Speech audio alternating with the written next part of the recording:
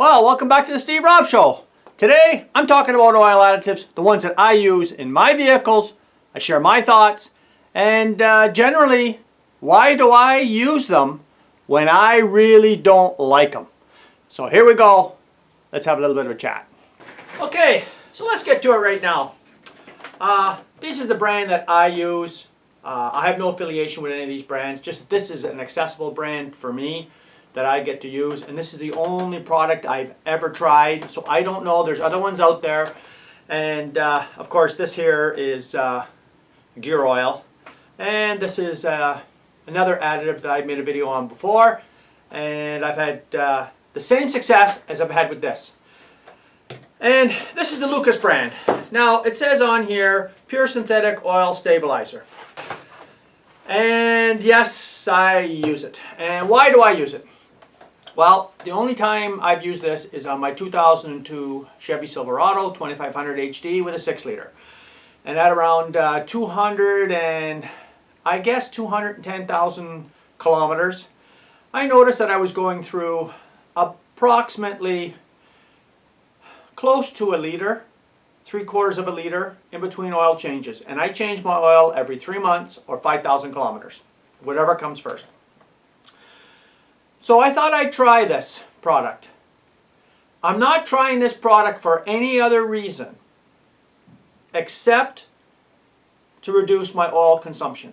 For me, my thoughts were get less oil going through my catalytic converter and I won't have problems with my catalytic converter. This product has worked for me. I don't know if it'll work for anybody else, but it has worked for me, and my oil consumption has been reduced to the point where in between oil changes, it's about an eighth of an inch down on my dipstick. I don't know what that level is, but it's a lot less than what it was before. So now, what does the manual say? Well, I don't have my Chevy manual today. I've got my Ford manual, and that's 2010. And if I read the manual to you on what it says about using oil additives, it says, do not use supplemental engine oil additives, cleaners, or other engine treatments. They are unnecessary and could lead to engine damage that is not covered by your Ford warranty. Now, I've had the pleasure in my life to talk to powertrain developers, and these people came from Tonawanda Powertrain Development. And I've had the opportunity to talk to engineers and ask them myself what they thought about oil additives. And they said to me, we don't know what they're doing. We don't know what's in the bottle. We don't know anything about it, so we can't recommend anything when they don't really know. And they're not going to go through the process of trying somebody else's product out to make sure that it complies. So that's the problem we have, is we have a situation where companies are claiming, like even this company here is claiming a lot of stuff. You know, you can put this in your, almost everything. And they claim a lot. But do they actually work? Well, for me, for oil consumption, that's all I want for this, and that was it. But for the rest of what you've seen or what I've seen on YouTube or advertisements and that kind of stuff, yeah, the manufacturers don't know what it is. And that's the main reason why they say don't put anything in your engine, because they don't know what you're putting in your engine. So we'll put that aside for now. But let's talk about what they're claiming. And they're claiming it's slick. Like it's really slick and there's less friction, longer life between oil changes, which I don't agree on. I don't care what you're putting in your engine.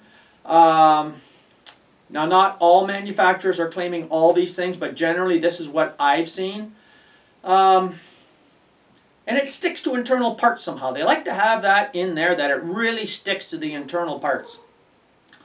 They like to mention high-performance engines and turbo approved and supercharge approved, and will not void warranty. But as you can see, it may void your warranty. Now, they can say what they want. When you have a problem with your engine, are they going to be able to detect that you had this problem? Like, I would never put this stuff in my F-150. There's no way. I believe this does thicken your oil, and then that's about all it does to prevent For me, I don't know the difference. But I would not put this in my F-150 with cam phasers. It's a whole different technology from 2002 to 2010. That's just my opinion. So that's what they're claiming more or less on all these additives. And that's including every additive. And like I say, the only luck I've ever had is this product and this product here. And it doesn't work all the time. Depends on what your oil consumption problem was. This may not work. For me, it worked. And that's about all I can say about that. So, why you shouldn't use it? Well, the first reason why you shouldn't use oil additives is because manufacturer, first of all, says don't do it. And who are you supposed to believe? The powertrain developers and design engineers? Or are you supposed to believe an infomercial? Or somebody else? I mean, that's up to you and make your own decision. And that's what I thought about first before I used this product. And, you have to decide on your own what you want to do. Now, it is quite expensive. Most of them are quite expensive. And they may cause damage to your engine. You don't know. You don't know really what you're putting in there. You have no clue. Most of us are not educated to the point where we can say, yeah, this is great for your engine and this is not, and this kind of stuff. So it's like flipping a coin, guys. It's up to you if you want to do it and try it. I wouldn't recommend it on especially the newer vehicles today unless you actually know. And for me, I don't know. I couldn't recommend one. Are they all bad? No, some actually really do work. The ones that I would recommend are the ones that I have no personal knowledge about. So I have seen some, and I've seen some people on YouTube, some of them are friends of mine, that have put fantastic demonstrations on oil additives. And for me, I tell everybody the same thing. I'm really on the fence on this. I think that yes, the oil additives, some of them do work, but what is the outcome? That's the main thing that I've always struggled with. Nobody's going to be able to prove to you anything about whether these things actually work or not by watching a demonstration. So what has happened in the past? Yeah, they've had all these different slick commercials on TV and everywhere else, and they've really made the oil additive market a really tough nut to crack in selling some good products. There are some good products out there. Just like watching YouTube videos, you have to know who to trust, and you have to know that you're getting the right information. And that's the problem with the additive market, is they have destroyed their reputation big time by putting out products that were really garbage. So, in general, wow. Yeah, this has worked for me. This product worked for me. And not all the time. I'm not one for pushing oil additives. If you've got like a really expensive car and you've got, a $20,000 engine, are you going to put an additive in there where you really don't know? You have to really study these things. And people that have really expensive engines, I guarantee you, they're a lot more knowledgeable about the subject than I am. So, besides that, I would say buyer beware on oil additives. All I can do is share my experiences, what I've had over the years. And like you say, there's only 2 products I've ever had any success with. I have tried other products and I really didn't notice anything. And we're talking about everything from fuel injection cleaner to God knows what. The shelves are full of this stuff and it's a multi-billion-dollar industry. Advertising works and they can get people to buy pet rocks. So, that's just the way she goes.